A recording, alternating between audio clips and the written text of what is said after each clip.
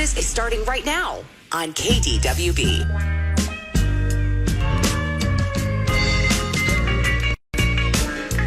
Okay, something happened. Something's weird. I got it. Here we go. War of the Roses on 3, 2, 1.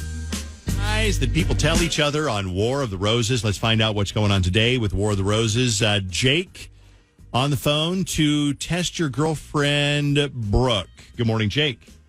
Good morning. How you guys doing? Good. Tell me what's going on and why you wanted to have Brooke on War of the Roses to see whether she chooses you for the date or to choose some other guy. What's going on? Well, me and Brooke have been seeing each other for a little bit now, and overall, you know, it's under suspicion because I got to tell you guys, the first huge red flag when me and Brooke were together, I found out she was living with another guy. Okay, so you're with her for how long were you with Brooke before you found out she was living with another guy? Oh, we were together like 5 weeks. So you find out that she's living with another guy and she's dating you for like weeks and weeks. How did you find out that this guy was not just a roommate but a boyfriend? What did you find out? Well, basically, this guy texted me. So, you know, it was really out of the blue, you know. He texted me. He said, hey, just wanted to let you know, Brooke is my girlfriend. We live together. Stay away from her, he was giving me the benefit of the doubt that I didn't know. And you didn't know. You had no idea. There was no signs that. No, I didn't. Okay. Yeah, like Brooke. Brooke said she was single, but then also she never said she lived with the guy. You know, she just never brought this person up at all. So now she claims that she got rid of the guy, but you don't believe her. Yeah, exactly. Yeah. So when I confronted her about it, she said, yeah. Well, yeah, he's my boyfriend, but he was my boyfriend. First she said he is, then she said he was, but then she said, but we're breaking up. He's about to move out. It's over. And I gave her the benefit of the doubt. But since then, I've asked like, oh, we should, hang out at your house or let's hang out more at your house. And she got real, defensive about it. She was like, oh, no, you just want to, like, check on me and see if, this person's still there. You don't trust me and all of this other stuff. And to the nth degree. And hasn't let me go over to her place since then. And so, and that's, it's been a couple of weeks since then that she said this guy moved out. So the trust level is really low right now. So she said, I don't need you to like fact check me by going over to my house to make sure that this guy has moved out. Did we say this guy's name? What is his name? Do we know this guy's name? The guy that she dated? Yeah, the guy she dated. What was his name? Yeah. Oh, Ryan. Ryan. And then another excuse she made. I mean, maybe it's not an excuse, but it feels like an excuse to me, right? She's saying like, cause like I said, I've been trying to hang out more at her place and she's like, oh, I got a new roommate. She's really crazy. She's hard to get along with. So that's another reason why she's saying I can't go over there. Okay. I can see why you don't trust her because she lied or at least misled you. I mean, basically lied. She said she had a room. She didn't say she had a roommate, live with anybody. You find out she's got not just a roommate, but a boyfriend. And then she says, okay, he's gone. He's moving out. But you're not sure that she has done anything to make him move out because you're not allowed to go to her house. That's right. Where do you guys hang out? Your house? My house. I mean, we go out a lot, I mean, to be honest, we go out so often and she's at my house so often, it's hard to think that, she has a boyfriend at her house, right? So, I mean, but at the same time, she won't let me go over there. And she lied about it before, so. Okay.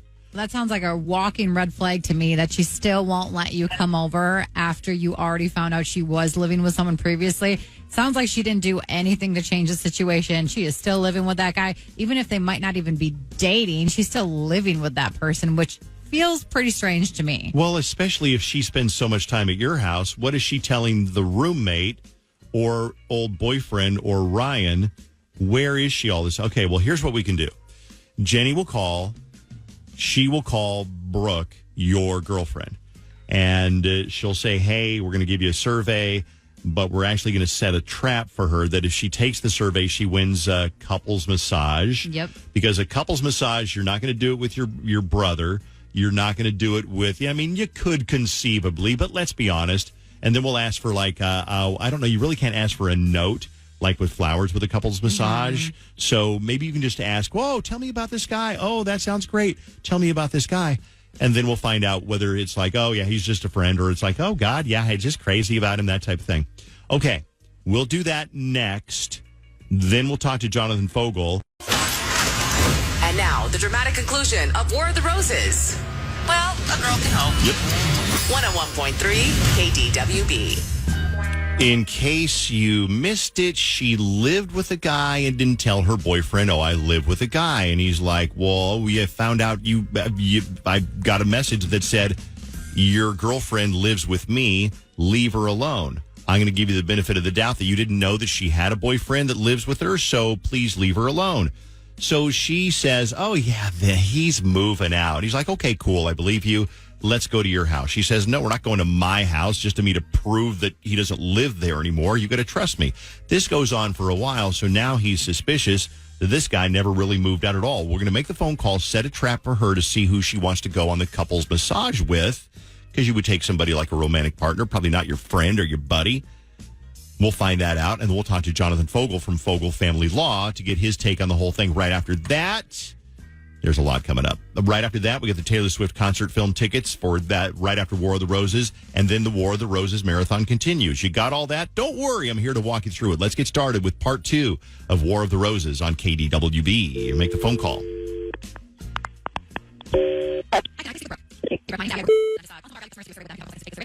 Thanks for doing that with me, Brooke. For doing that, like I said, I do have a couples massage that I can offer you. So I have your information. Just need who you're going to bring along as your partner for the couples massage. Oh, that's awesome. It would be Ryan. Awesome. Okay. Now, listen, I know it's none of my business, but I do this all day. So I'm just like, who's Ryan? Is that like your fiance or something? He's actually my roommate. Oh, okay. Got it. You don't have a boyfriend or anyone to go with?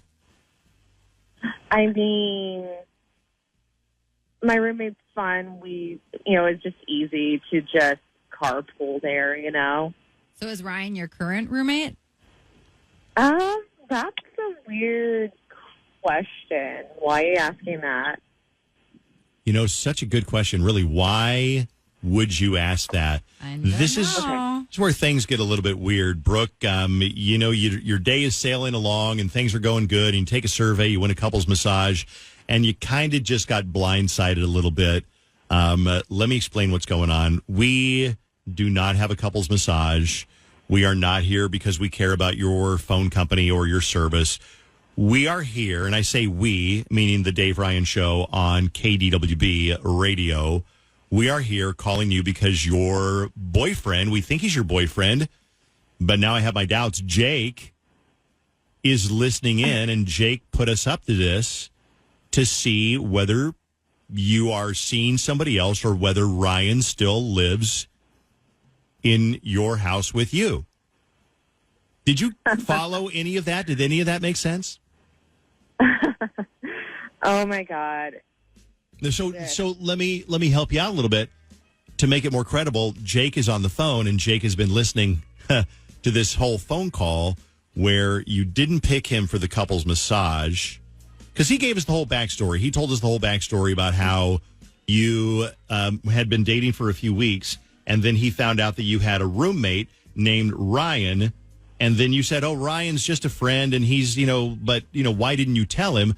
But then you said that he moved out. Because you did tell him that he moved. She did tell you that Ryan moved out, right, Jake? Yeah, she did. But Brooke, and now she's busted.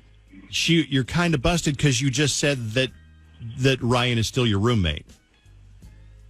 I mean, he did move back in. It didn't work out with his brother, and I got to afford rent. I can't afford it without him. So you needed a roommate in order to afford your rent, but why not just tell Jake about that? Because I've been finding out that he's a jealous kind of guy, and I don't want to make a scene about it. Yeah, I don't believe any of it. Jake is so insecure. Like, I've been realizing that. And if I told him that I had a male roommate that I used to date, he would be all up in arms, which obviously he has to have a radio show to show his insecurities. Well, I got to tell you, I would be a little. It's to prove that you're a liar. Mo? Oh, okay. You're funny, Jake. I'm not a liar. You very clearly you just got caught in a lie. That's the definition of lying. You say that I don't even believe that he even moved out with his brother. That doesn't make any sense. You said you had a new roommate. What happened to the new roommate, the crazy one? But you don't even need a roommate. You can afford rent on your own. I barely make six figures. Yeah, So, no, no, I you can't. make six figures. Okay, wait a second. Barely Did make she? six figures. Okay, I know rent's expensive, It is. but if you barely make six figures, that means you're making at least $100,000 a year. I guarantee you, there's a lot of people rolling their eyes right now, going, "You can barely pay your rent, and you make six figures." Yeah. But, Brooke, I'm done with this. Clearly you're a liar. You're a cheater. You're a mooch. All right? Just don't even call me. Get out of my life. I'm done. Whatever. I have so many questions. Number one, what's going on? Number two, you can live on six figures. I mean, Jonathan, let's say somebody came in and they're like, okay, I'm getting a divorce where our income is going to be split in half. I'm only going to make six figures. That's a hard one to go from $200,000 to $100,000. They're very fortunate to make that much. But you can live on like $100,000 a year. Am I wrong? Can, right? Look, I think you can, but I will say that I have had people that make way more than that and spend way more than they make. My favorite story, by the way, is Jonathan Fogel from Fogel Family Law. My financial planner told me this years ago. She said she was working with a couple that they combined made $500,000 a year. And this was 25 years ago, so Yeah, it went a lot farther back then. So they had automatic withdrawal from their savings every month. They would put aside, pulled out of their savings, $50. $50, and they were making $500,000 a year. One day they called my financial planner and they said, yeah, we're not going to be able to afford the $50 this year. We're overdrawn. And I was like, what? What? Wow. Some people are just bad with money, I guess. Yeah, and there's people that, they keep, as they make more money, they spend more money. And I tell my kids this all the time. Spend the money that you were making at your last job, right? Not at the job you have now, because then you'll always have a little bit of extra money. Good advice. I told you. See, Jonathan's always got a takeaway on War of the Roses on KWB. Jonathan Fogel doing family law for up like close to 30 years now, and he is here to give a little insight on War of the Roses and see what we can learn from. And let me know. Send me a text and let me know.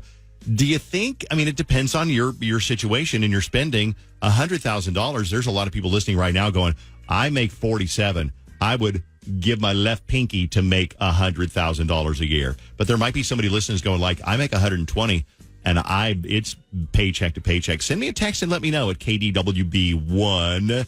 Jonathan, what do you take away from War of the Roses today? Well, this War of the Roses reminded me of people who live double lives, right? Like this woman here who's living one life but not really telling the boyfriend or not telling her other boyfriend maybe, right? Yep. So I had a case, this was years ago, where I represented the wife, and the husband traveled a lot for work. And during the divorce, it was discovered that he actually had an entirely different family living in another state. That family included two other children. So not only another family, but two other kids. Yeah, two other kids of his own, right, that neither woman knew. So my client didn't know about, and then the woman from the other state didn't know that he was married to my client. So It was a mess. What finally happened? How did they finally work that out? Well, my client was married to him. The woman from the other state, they had gotten married, but it was a void marriage because he was already married. Illegal marriage, right? I mean, it was not a recognized marriage. So it was a mess. Someone else handled that over in the other state, but I handled, everything here. And this kind of brings me to the tips that I have today, which is dealing with having children and paying child support. Okay. So the way this works in Minnesota is that the first child that you have is going to get more child support then if you start having subsequent children with other women, right, they are going to get less child support because the way our calculator works is you get a deduction or a reduction in your support for each subsequent child that you have with other people. So, for example, if you have 4 children with 4 different women, that fourth child is going to get, or the fourth mother is going to get substantially less child support than the first, second, or third. Oh, really? Okay. And so, there's a benefit to being the first child in, I would say. Yeah, for sure. So is it kind of a race to the courthouse, a race to file, so you are first in line for the most child support? Sometimes there is. I have had cases where people have come to me and said, hey, I have a child with this person. I know they have 2 or 3 other children, but there's not a court order yet. And so the first person to get the court order will get more of the child support. Okay, gotcha. If that's a little confusing, you need somebody to walk you through it. Do you do free consultations and help people out, Jonathan? I do. I do a lot of free consultations because I believe that my job is also educating. Right? I want people to understand the rights they have and understand what their obligations may be so they can make good decisions. My job isn't to make decisions for them. My job is to educate them so they can make good decisions and I can advocate for them. And that's why you want an attorney with 30 years of experience like Jonathan Fogel. Find him online, FogelFamilyLaw.com, Fogel, FogelFamilyLaw.com. He's been on War of the Roses for like 3 or 4 years. You know that he's personable, he's friendly, he's fun to get along with, fun to hang out with, and that probably makes the journey through the whole thing just a little bit easier. I try. Yeah, I know you do, Jonathan. What is your phone number in case people want to get a hold of you for a consultation aside from the website? Sure, it's 612-822-6244. And you can do it on the phone. You can do it on person. You can do it on Caribou. You can do it on Zoom, whatever you want to do. 612-822-6244. Jonathan, thank you very much. Have a great day. We'll see you next week, okay? That sounds great. You guys have a great week and a great weekend.